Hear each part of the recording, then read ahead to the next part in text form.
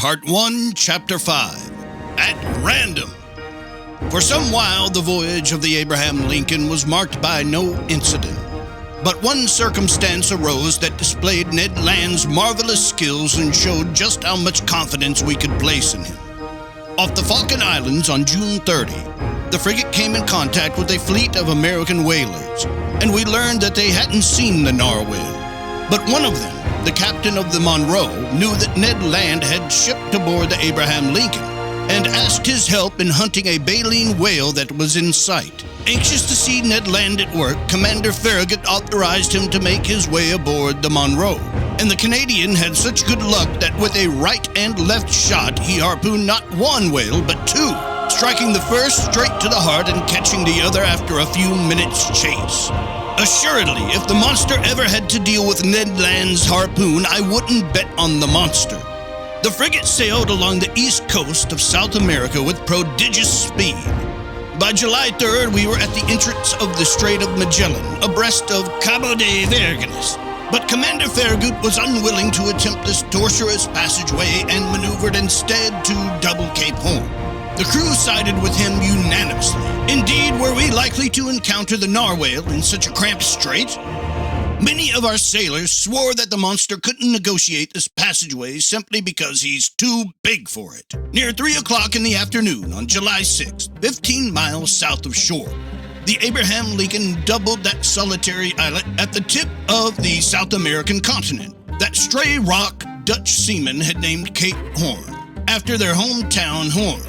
Our course was set for the northwest, and the next day our frigate's propeller finally churned the waters of the Pacific. "Open your eyes! Open your eyes!" repeated the sailors of the Abraham Lincoln. And they opened amazingly wide. Eyes and spyglasses, a bit dazzled, it is true, by the vista of $2,000, didn't remain at rest for an instant. Day and night we observed the surface of the ocean, and those with nyctalopic eyes whose ability to see in the dark increased their chances by 50% at an excellent shot at winning the prize. As for me, I was heartily drawn by the lure of money, and yet was far from the least attentive on board. Snatching only a few minutes for meals and a few hours for sleep, come rain or come shine, I no longer left the ship's deck. Sometimes bending over the forecastle railings, sometimes leaning against the stern rail, I eagerly scoured that cotton-colored wake that whitened the ocean as far as the eye could see. And how many times I shared the excitement of general staff and crew when some unpredictable whale lifted its blackish back above the waves. In an instant, the frigate's deck would become densely populated. The cowls over the companionways would vomit a torrent of sailors and officers. With panting chest and anxious eyes, we each would observe the cetacean's movements. I stared until I nearly went blind from a worn-out retina, while Conseil, as stoic as ever, kept repeating to me in a calm tone, "If Master's eyes would kindly stop bulging, Master will see farther." But what a waste of energy! The Abraham Lincoln would change course and race after the animal sighted, only to find an ordinary baleen whale or a common sperm whale that soon disappeared amid a chorus of curses. However, the weather held good. Our voyage was proceeding under the most favorable conditions. By then, it was the bad season in these southernmost regions, because July in this zone corresponds to our January in Europe. But the sea remained smooth and easily visible over a vast perimeter. Ned Land still kept up the most tenacious skepticism. Beyond his spells on watch, he pretended that he never even looked at the surface of the waves, at least while no whales were in sight. And yet the marvelous power of his vision could have performed yeoman service. But the stubborn Canadian spent 8 hours out of every 12 reading or sleeping in his cabin. 100 times I chided him for his unconcern. "Bah!" he replied. "Nothing's out there, Professor Arnault. And if there is some animal, what chance would we have of spotting it? Can't you see we're just wandering around at random? People say they've sighted this slippery beast again in the Pacific high seas. I'm truly willing to believe it. But 2 months have already gone by since then, and judging by your narwhal's personality, it hates growing moldy from hanging out too long in the same waterways. It's blessed with a terrific gift we're getting around. Now, Professor, you know even better than I that nature doesn't violate consent, and she wouldn't give some naturally slow animal the ability to move swiftly if it hadn't a need to use that talent. So if the beast does exist, it's already long gone.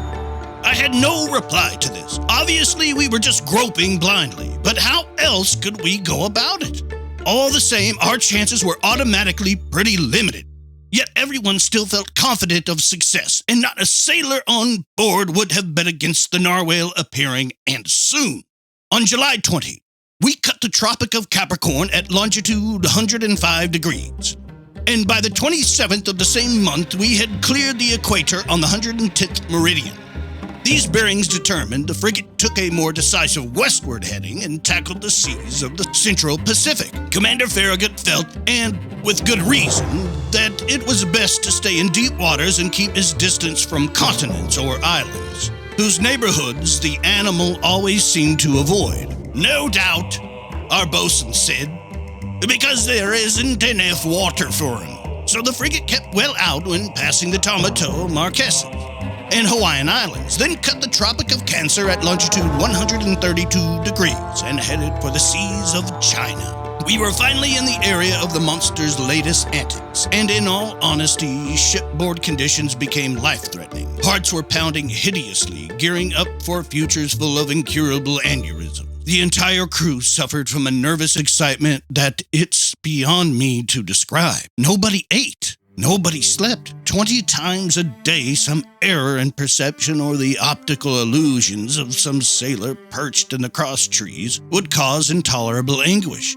And in this emotion, repeated 20 times over, kept us in a state of irritability so intense that a reaction was bound to follow. And this reaction wasn't long in coming. For 3 months, during which each day seemed like a century, the Abraham Lincoln plowed all the northerly seas of the Pacific, racing after whales sighted, abruptly veering off course, swerving sharply from one tack to another, stopping suddenly, putting on steam and reversing engines in a quick succession at the risk of stripping its gears. And it didn't leave a single point unexplored from the beaches of Japan to the coasts of America. And we found nothing. Nothing except an immenseness of deserted waves. Nothing remotely resembling a gigantic narwhal or an underwater islet, or a derelict shipwreck, or a runaway reef, or anything the least bit unearthly. So the reaction set in. At first, discouragement took hold of people's minds, opening the door to disbelief. A new feeling appeared on board, made up of 3/10 shame and 7/10 fury.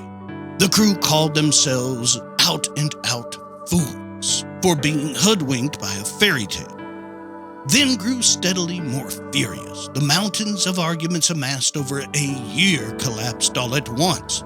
Yes, a year. And each man now wanted only to catch up on his eating and sleeping, to make up for the time he had so stupidly sacrificed. With typical human fickleness, they jumped from one extreme to another. Inevitably, the most enthusiastic supporters of the undertaking became its most energetic opponents. This reaction mounted upward from the bowels of the ship, from the quarters of the bunker hands to the mess room of the general staff. And for certain, if it hadn't been for Commander Farragut's characteristic stubbornness, the frigate would ultimately have put back to that cape in the south. But this futile search couldn't drag on much longer. The Abraham Lincoln had done everything it could to succeed and had no reason to blame itself.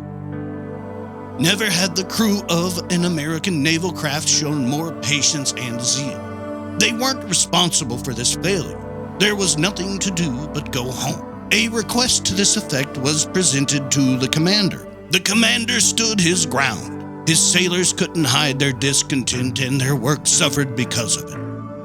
I'm unwilling to say that there was mutiny on board, but after a reasonable period of intransigence, Commander Farragut, like Christopher Columbus before him, asked for a grace period of just 3 days more. After After this 3-day delay, if the monster hadn't appeared, our helmsman would give 3 turns of the wheel, and the Abraham Lincoln would chart a course towards European Sea. This promise was given on November 2nd. It had the immediate effect of reviving the crew's failing spirits. The ocean was observed with renewed care. Each man wanted one last look with which to sum up his experience. Spyglasses functioned with feverish energy. A supreme challenge had been issued to the giant narwhal, and the latter had no acceptable excuse for ignoring this summons to appear. 2 days passed. The Abraham Lincoln stayed at half steam, on the off chance that the animal might be found in these waterways. 1,000 methods were used to spark its interest or rouse it from its apathy. Enormous sides of bacon were trailed in her wake to the great satisfaction, I must say, of assorted sharks. While the Abraham Lincoln heaved to, its longboats radiated in every direction around it and didn't leave a single point of the sea unexplored. But the evening of November 4 arrived, with this underwater mystery still unsolved. At noon the next day, November 5th, the agreed-upon delay expired. After a position fix, true to his promise, Commander Farragut would have to set his course for the southeast and leave the northerly regions of the Pacific decisively behind. By then, the frigate lay in latitude 31 degrees 15 feet north and longitude 136 degrees 42 feet east. The shores of Japan were less than 200 miles to our leeward. Night was coming on. 8 o'clock had just struck. Huge clouds covered the moon's disk. Then, in its first quarter, the sea undulated placidly beneath the frigate's stem post. Just then, I was in the bow, leaning over the starboard rail. Conseil, stationed beside me, stared straight ahead. Roosting in our shrouds, the crew examined the horizon, which shrank and darkened little by little. Officers were probing the increasing gloom with their night glasses. Sometimes the murky ocean sparkled beneath moonbeams that darted between the fringes of 2 clouds. Then all traces of light vanished into the darkness. Observing Conseil, I discovered that just barely the gallant lad had fallen under the general influence. At least so I thought. Perhaps his nerves were twitching with curiosity for the first time in history. "Come on, Conseil," I told him. "Here's your last chance to pocket $2,000. If Master will permit my saying so," Conseil replied. "I never expected to win that prize, and the Union government could have promised $100,000 and been none the poorer." "You're right, Conseil. It turned out to be a foolish business after all, and we jumped into it too hastily. What a waste of time. What a futile expense of emotion. 6 months ago, we could have been back in France." "In Master's little apartment," Conseil answered. "In Master's museum, and by now I would have classified Master's fossils, and Master's Barbarossa would be ensconced in its cage at the zoo in the botanical gardens, and it would have attracted every curiosity seeker in town." "Quite so, Conseil, and what's more, I imagine that people will soon be poking fun at us." "To be sure," Conseil replied serenely. "I do think they'll have fun at Master's expense, and must it be said?" "It must be said, Conseil." "Well, then, it will serve Master right." "How true." "When one has the honor of being an expert as Master is, one mustn't lay himself open to—" Conseil didn't have time to complete the compliment. In the midst of a general silence, a voice became audible. It was Ned Land's voice, and it shouted, "Ahoy! There's the thing in question, abreast of us to leeward!"